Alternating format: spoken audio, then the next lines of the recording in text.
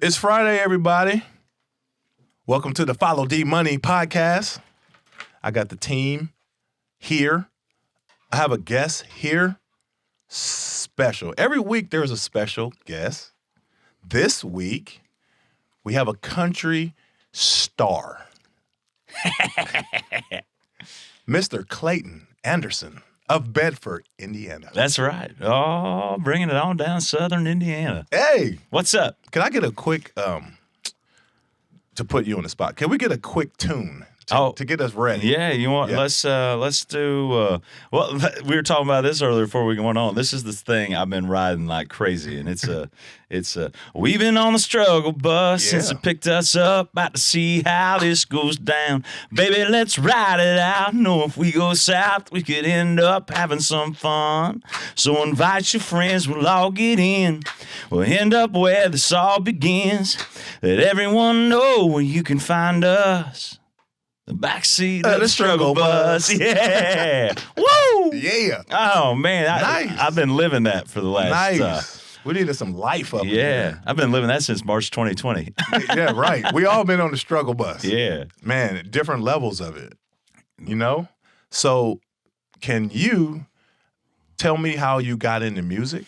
Yeah. Like how'd you do you come from a musical background? No, I mean, I had some cousins that played music. I loved it. I had this cousin named Peanut. Yep. And, man, he could sing like Elvis and play the guitar, and I thought it was the coolest thing. Right. And so my grandma bought me a little guitar that I didn't ever learn or know how to play. I just banged on it when I was a little kid. And then I was always into music. My mom and dad had a really cool record player that they'd play like vinyl records anytime she was cleaning up or cooking. So it was always around the house. She had a little different taste than my dad. My dad had like Kiss records, and Right. she was listening to Elvis or like the Grease soundtrack or something. But yeah, so I don't know. I got into like junior high and I really liked it. I played instruments in band. I wasn't any good, but Right. my mom got me a guitar like 6th, 7th grade, or maybe like it's probably earlier, probably like 5th or 6th grade. And I was taking some lessons, but I was so hooked into basketball and sports that Okay. I didn't put any time. So by the time I really started playing like my senior year of high school, because we would all sit around a bonfire and all my friends play guitar, but nobody would sing. Right. And I would get so annoyed. I'm like, somebody sing the dang song. Yeah. Like, come on. Right. So I just started picking it up then and was terrible. And my sister asked me to not play. I mean, it was awful. I was really bad. Really, really bad. So from there, Mhm. you just continued to Yeah. play? Did you teach yourself? Or- Yeah, I just taught myself. I'd look up chords and stuff online Yeah. or listen to songs. And we, me and my roommate, when we got into college, we would sit around and play on the couch. And then we'd have after parties. Right. And so it was just fun, and I loved it. And then, then you start getting attention from girls who are at the after party. And then it's like, oh, hey, man, this thing's pretty cool. Right. But, everybody liked a singer. Yeah. Especially if you can play the guitar. Yeah, so it was, and then we just kind of stumbled into a gig accidentally. Somebody canceled in our hometown, and they had, it was like a big night, and we were the only one who wasn't booked. So we went in and sang like the same 7 songs over and over and over Dang. and over, and I was hooked. Right. I had it then. What was your moment where you became like a performer? Honestly, I think it took a while. Yeah. So you're always trying to figure out who you are. At first, you start mimicking other people that you've seen, that you've watched. So you're influenced by them, and you're trying to just act like them because you don't really know who you are. And then eventually, it just blends. All those things blend into you. Right. And I've always tried to just be me. I didn't want to be like, I always thought David Bowie was really cool because it was this persona that wasn't him. Right. It was just this character. But I've always been real. I'm not very good at that. So I've just always tried to be me and real. And I would say probably like really hit it I felt like I hit my stride of like, hey, this is me. I'm going to own it. Like 2008 when we won this Kenny Chesney competition for, and got to sweet. open up for him. But Nice. yeah, that's pretty cool. It was pretty badass. So me being a novice country fan, Yeah. I feel like you have like a like a Blake Shelton kind of Yeah. sound appeal. Hey, I take that. Yeah. I'll take that any day. He's huge. He's crushing. He's big, but I think like when you listen to songs like Struggle Bus, like those are songs to me that can play on any station. Yeah, You know what I mean? Like that's a very good song, man. That's what this is one of the biggest compliments to me is when somebody after our show or something, they'll come up in the merch line and be like, "Hey man, I don't really like country music, but I like your music." Right. And I'm like, right. I don't care. I love that. Thank Right. you. Thank you. It's not about liking a genre. It's about liking your work. Yeah. You're an artist. Yeah, because I grew up liking everything. Yeah. Like I liked old country music. I like new country music. I like hip hop. I like pop music. I like rock and roll. Yeah. I mean, I like classic. I mean, I like everything. That's, Right. if it's good, I like to listen to it. And that's how I am. I'm a huge fan of just good music. Yeah.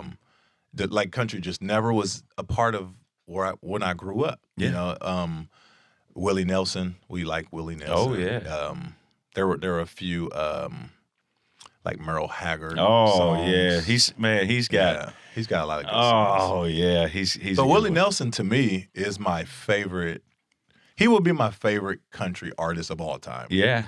Well, But I also like Dolly Parton. He's transcended so many things. Yeah, she has too. Yeah. They have to be as popular as they are throughout the course of their history, to me, is mind-blowing. I mean, every artist wants to work with them. Every artist respects them. They're kind and generous to other artists. Right. And it's just really, really cool. I mean, watching Willie sing with Casey Musgraves on the CMA Awards, some people were like, "Oh my gosh, I can't believe," because I'm like, that was a beautiful moment. Right. That was a beautiful thing. Right. He really helped her, pushed her career along. A lot of people don't know that. I didn't know that. Yeah, he's cool. And man, when he comes in with his song, I mean, when he starts his show off with "Whiskey River, Take My Mind," I mean, gosh, if that don't get you, I don't know what will. Right. My favorite Willie Nelson song is "I'm on the road again." Oh yeah, just can't wait to get on the road again. That's my life. Yeah, every time we hit the road with my dad, like when we go somewhere, he had to play "On the Road Again," or he sang it. Like, so we all sang it. How did this year 2020? How did it affect you? How did it affect business? It was starting off really exciting. I'd taken, I've always been an independent artist. I took a bunch of money that I'd saved up, and I put it into this song that we were going to release. Yep. And we were going to go after. It was going to be a national radio release, and I'd never did that before. And we hired a radio team. We had all these things rolling. We had deals with Southwest coming through. We were going to do a big getaway to Panama City, and it was supposed to launch spring break, March 2020. And when COVID hit, it just crushed all our plans. And the thing about working a song is it's not like, hey, can I get a refund? It's gone. Wow. And it was a kick in the gut. I mean, I felt sick. I laid around for about 2 days. So that whole rollout and everything that was involved just disappeared. Yeah, it's gone. Because no one was in. There was no reason to really. Because I would had to continue to put more money into it. Yeah. So there was no reason to chase radio. No one was in their cars. The lockdown came around. There was no reason to. I mean, travel was, you couldn't travel, so it's like everything was just gone. I mean, we can. Hopefully, maybe one day we can come back. Maybe next spring we can try it again because it's going to be a great spring release. Okay. So maybe we can try it again then, but you're still gonna have to start over. Yep. And so we just chose to scrap it, and it was hard. It was gut wrenching because also we had a bunch of shows getting ready to start, and I've always funded myself, so it's like all these shows are how I make my money. So I was like, all right, we're getting ready. I started to feel poor and then, oh man, what are we gonna do? Like honestly, it was, what am I gonna do? So we just hopped right away after 2 days of sulking and being pitiful and miserable. I called the band. They're in trouble too. They've been feeling it. I was like, we're going to go to live streaming. We're going to just open up a Venmo, PayPal thing and see if we can get some people to help us out. Yep. And luckily, we had some friends and family who saw us through for 8 weeks. That got us by, and then we just kind of hustled and made up. I started out playing shows on a lake in Bloomington, Indiana. Okay. And back then, people used to pay me like $20, be like, "Hey, man, great job. Why don't you take a break? Go get me a beer over there. Thanks. Thank you. Here, just take a break." So that's where I started with me and my guitar. But then we just made up some lake shows, and again, luckily that people were able to chip in and help pay us to be there and finding some sponsors, and that got us through the summer. And then it came to winter, and we made up a silly cover band called Swim Trunk Sunday. Okay. And that turned in, we got to deal with Bud Light, and we played all the Colts home games, which were incredible. Nice. At the Slippery Noodle. And then I was like, what's going to happen? And lo and behold, out of nowhere, this gal her name's Renee Bell. Yep. She one of the greatest A&R people ever in the history of country music. She I'd been working with her on this release for that song. She had put me in contact with this gal named Anastasia Brown, Yep. who is one of the top. I mean, she's one of the best too in Nashville as well. She's great.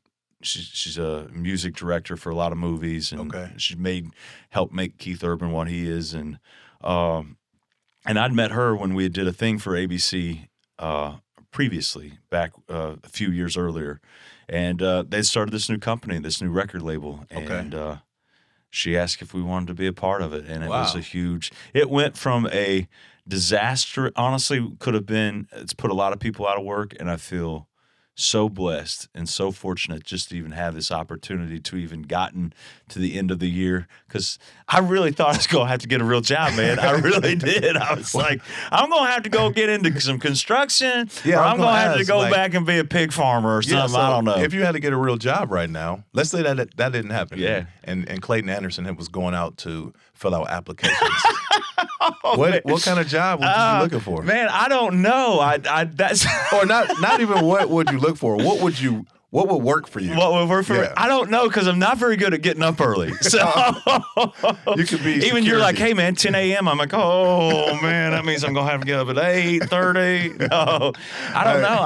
I'm just not. I haven't had a real job since I worked at Sunglass Hut. Oh, you worked at Sunglass Hut. And I worked at this factory in Bedford called PRD. But those are really the last, like, I've never really had I did landscaping. I did landscaping in college, and while I was singing and trying to grow, until finally I just quit. I couldn't do it because we were on the road so much, and people were calling me like, hey man, my grass needs cut. So I was like, sorry, I'm in Alabama right now. I'll try to get back. But I don't know. I laughed at it. I was like, man, I should make out a resume. I'm like, who the hell would hire me? Right. What would be on your resume? I guess Sunglass Hut. Yeah, maybe marketing. I don't know. Nashville. I just fooled a bunch of people into thinking I was a country singer for a little bit. I don't know. There you go. Yeah. At what moment did you realize that, you weren't going to be working a 9 to 5? It was, it's tough because, like, in college, like, I stuck around, should have graduated, but I didn't want, if I graduated, that to me meant I had to grow up. So I just stuck around, and because I wanted to keep playing music, and a bunch of friends kept asking my mom, when's he going to grow up? When's he going to get a real job? And so I kept doing the landscaping on the side because I could do that during the week, and then on the weekends we'd go out and play shows wherever. And finally it got to the point there was I think I remember sitting on the lake with my dad, and I told him, I was like, I'm just going to burn all my ships, and I've got to go try this. I've got to go down into Nashville. I've got to put it all behind it, put all of me into it, because I just don't think it will happen without that. So that's what I did, and that was like 2000. It's like 2010, so it's been, it's been a while then. Yeah, it's been a 10-year hustle. But I mean, it started out just me and a guitar going around sorority houses and all over every college town that I ever thought was cool college town. I just show up, knock on the door, but hey, girls, can I come in and So you sing weren't getting songs? paid for that? No, I wasn't getting paid at all. That's why I was doing landscaping during the week. Right. And then once we started playing enough shows and growing, it's kind of well, I put out my first record in 2012. Okay. And then right about then is when it hit, it clicked, and we were able to just go full time playing shows and nice, not worrying about having to have a real job. Nice. Yeah. So when you were knocking on doors and you're doing you're just trying to get your name out there, become somebody, were you writing songs, or what songs were you just doing cover? No, I was writing songs. I started out as a cover band. We were a really crappy cover band. Right. We played like 90s and songs, and people would be like, "Oh, it's so cool how you make that Blink 182 song sound like a country song." I'm like, "What the heck are you talking about, man?" But no, I was started getting into writing, and then the more I got in Nashville, the even more I started writing. I mean, it's a songwriter's town, and it's all about co-writing, and you can't outright. Man, there's incredibly talented people down there, and some of the most talented people you'll never even hear of that are writing songs right now down there that will never be heard. Wow. But it could be one of the greatest songs ever. Right. Which is the craziest part about the music business. Yep. Because actually one writer I heard one time say, hey, he was at a writer's round, he's singing his song. I can't remember what song it was, but it's huge hit, and #1 song. And he said, I wrote this song 10 years ago. And I didn't believe in myself that I was a #1 songwriter. But 10 years ago, I was. Wow. And just now, today, I'm being accepted as one. So wow. I thought that was really a cool message and moment to you really got to, in such a tough business and a business full of no's, you got to constantly be believing in yourself and pushing. Because if you don't, all right. Nobody else is. Yeah. But I write. Sorry, I'm a terrible rambler. But yeah, I've been writing. I started getting into the writing process more, and which is really cool. It's a really neat thing. Sometimes it's hard. Sometimes it just comes out of nowhere, and it's just really easy. And then other times, man, this song called "Only to Borrow" that I have, which is one of my favorite songs I've ever written. We worked on that song. Me and a buddy, Travis Hill. Writer named Scooter Caruso. We worked on that song for probably 3 sessions, just to get it right. Yep. But it clicked. It clicked. Dang. What's the process that you go through? Like, so let's think about COVID and what it did, and you lost a lot. Yeah. And then you had this this opportunity. How did that affect your writing? Did you take a lot of time to write in that time? You should have been pretty. Yeah, I was writing a lot. I think obviously every day you had something to write about. This 2020 was a wild year, really wild, all over the map. Right. So you had a lot of things to pull from it. I'm usually a more happy-go-lucky kind of guy. Yeah. But wrote a lot more serious material in this year, but and have a lot of ideas. But yeah, my process is different. Sometimes it's I'll just wake up and have a melody. I might wake up in the middle of the night and I'll be like, man, and you got to do it right away or it's gone forever. Right. If you don't get it down, it's over. Okay.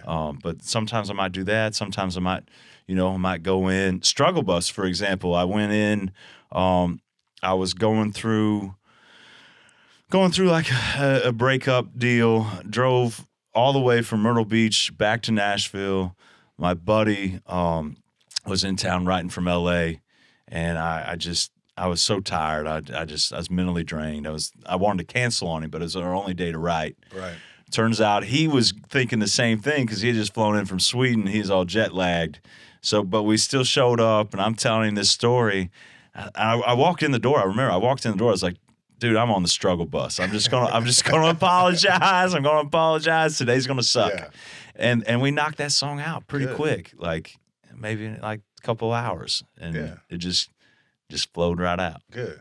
Well, since you brought up 2020, can we talk about your expectations for 2021? Like, you have a big deal that you've gone through. We as a nation have a big change that we're going through right now. What do you expect?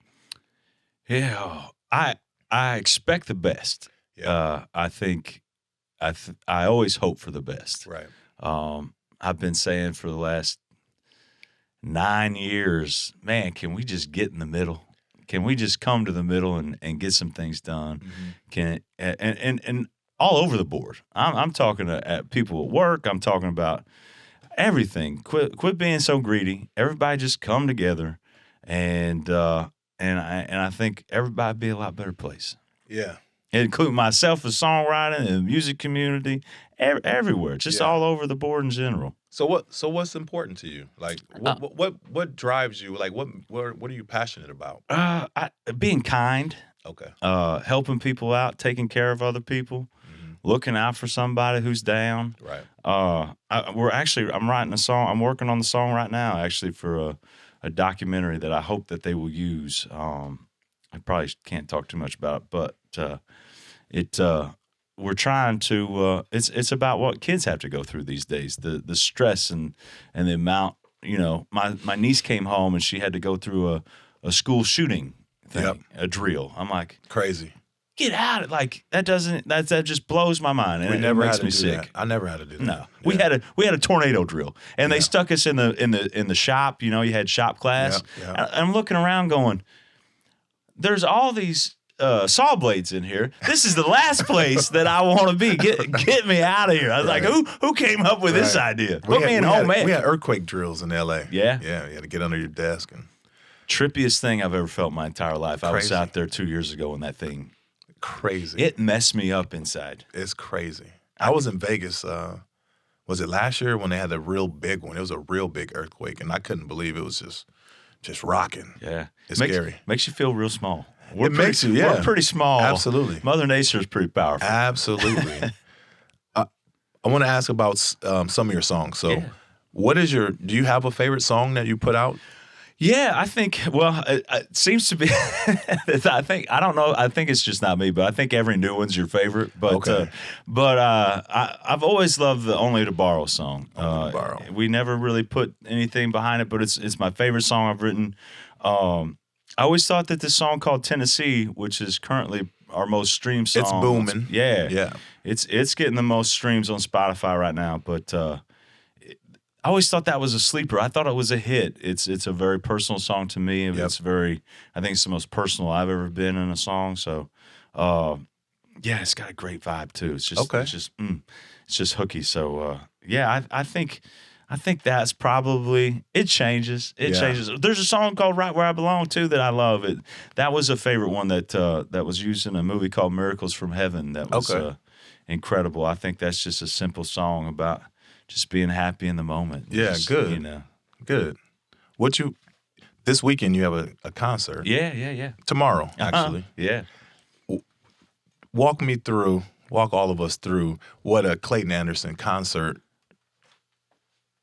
What goes on? Yeah, well, it's high energy. Yep. It's a lot of energy. It's about being fun. I've always been a huge fan of Jimmy Buffett and Kenny Chesney. These guys that come out and put on a show. They're performers. Yeah. Like I don't just stand up there and sing. I want to entertain you. And I always want to be an entertainer first. I consider myself that before anything else. I'm an entertainer first, like Garth Brooks. And so I just want you to come, put your cares away for a little bit, put your troubles away. Yep. Just let's all come together and have a little fellowship, have a good time. So do you talk to the crowd and get them involved and all that? Yeah, absolutely. Yeah, I try to get them hyped up. I want it to be wild and crazy. The hard part is a lot of these shows right now are limited capacity. Oh, okay. And social distance, which all about keeping everybody safe. I had it. It sucked. Didn't want anybody. Yeah, I had it bad. Don't want anybody to have to go through that crap. So did you have COVID bad? Oh yeah. I felt like I got hit by a train. Me too. Yeah, it scared. It showed me that I didn't need to mess around no more. Yeah. I was like, I don't want anybody else to have it like that. Yeah, it was terrible. I woke up. I was like, man, I knew I had it. I was like, yeah, because I felt bad the night before, but I didn't think anything. And my dummy, I went home. I was missing my family. I went home and I gave it to everybody. I had to put my dad in the hospital. He had it really bad. And, wow.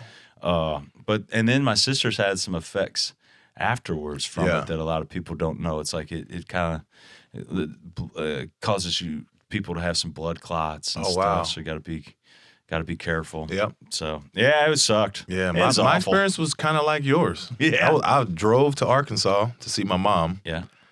Started getting sick, and I was like, I gotta go. So it got everybody, I got the family. We all left. I was horrible. Like I left early, got home horrible.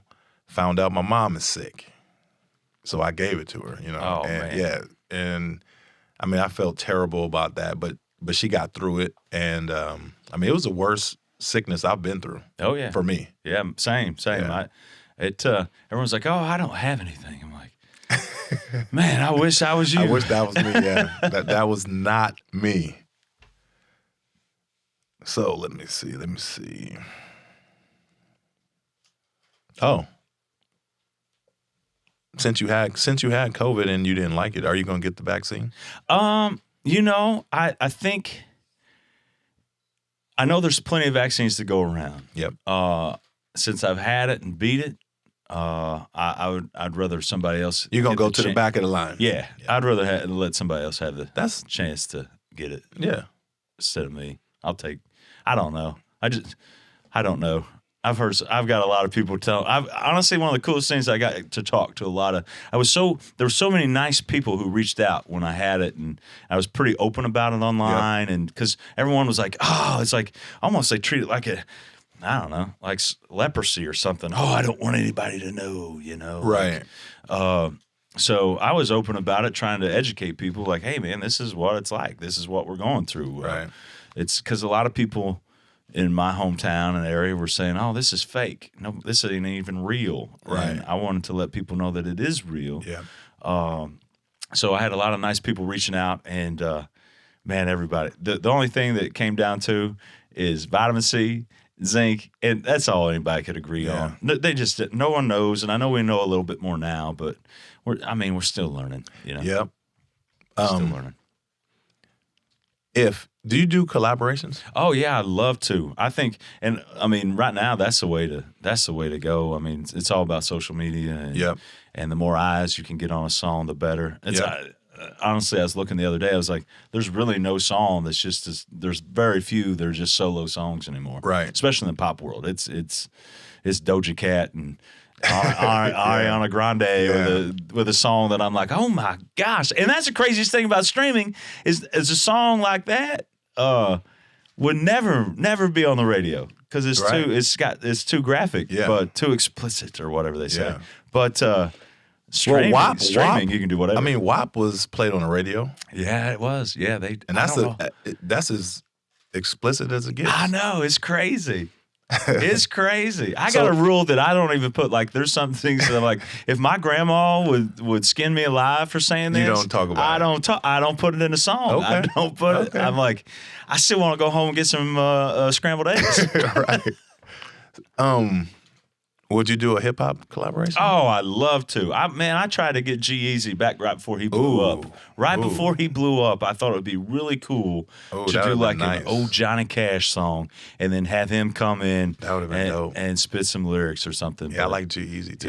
Yeah. He's pretty dope. You can still do it. Yeah, I know some artists. That'll jump on right with you. Well, let's figure it out because I think a lot of songs that I got now, I'm like, man, this could be cool. Yeah. This could be cool. And again, as a guy who likes all types of different genres of music, I think it'd be cool. I think it'd be dope. Because here's what I dislike. I hate the guys who try to be country rap and they can't really rap except like old 90s rap. And I'm like, come on, man, give me some better. So that'd be pretty cool scrap, actually. I'd be down for that. Yeah, so what's after country for you, country music for you? What is Clayton gonna do when he's riding off into the sunset? Oh man, it depends on if I made any money or not. Right, I guess. Yeah.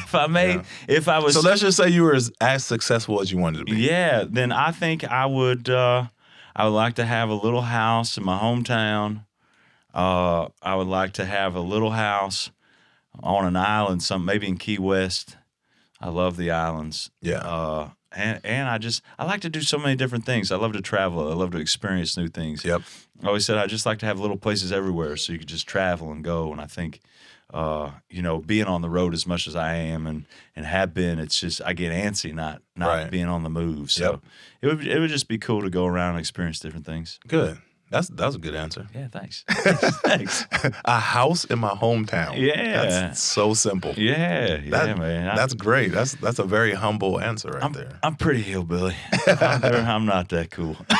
You were telling me earlier about your pot-bellied pigs. Oh, yeah. And you made me want to get one. Oh, man, you got to. You should get one of those, or you should get like a teacup pig thing. They are. People say dogs are chick magnets, but those things are the chick magnet. They're cool. They're smart. They're the smartest animal. I grew up with them. We raised them, bred them, had big pigs too, regular pigs. It's cool, man. They're really cool. Everyone thinks they're a dirty animal. They're one of the cleanest.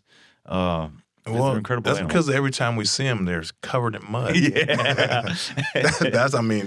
That's what I see every time I see a pig. And heck, man, if I was out in the hot sun too, I'd be wanting to do that as well. I'd cover Maybe. myself all over it. So every time I have a guest and I come to the end of our session, I ask them a question that they're not really prepared for. All right. And your question this week is, if you had to choose to eat one fast food restaurant for the rest of your life, and that's all you ate, which fast food restaurant would it be and why? Oh, man. That's tough. That's a deep question. Right. It's important. Oh, man. Don't pick In-N-Out. Oh, no. Yeah, they only serve burgers and fries. Honestly, I would probably have to go with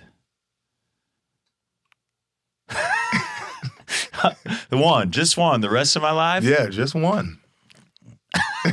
People are going to think this is a stupid answer. I would go with Long John Silver's.